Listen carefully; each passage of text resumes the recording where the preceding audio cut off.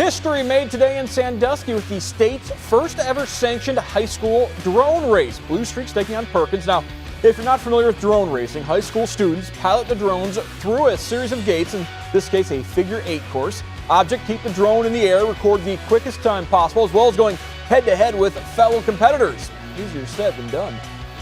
You kind of have to string the turns a little bit wider because these drones are a little underpowered for my taste. Yeah. So they tend to lose altitude a little bit and drop and hit the floor, which caused me to hit a gate once or twice.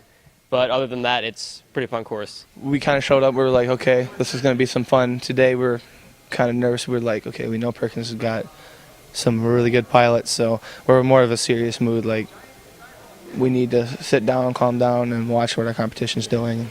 It seemed to work out really well for us. It went pretty well. I mainly tried flying consistently, and that didn't end up working too well.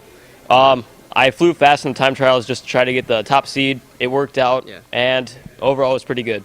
We have an aviation program here at Sandusky High School, and basically everybody that's interested in that program can take this as like a little fun kind of add-on to the class. So everybody over there on Sandusky's team is in the aviation program, and we have a lot of fun in the classroom every day, so we get a lot of practice out of that.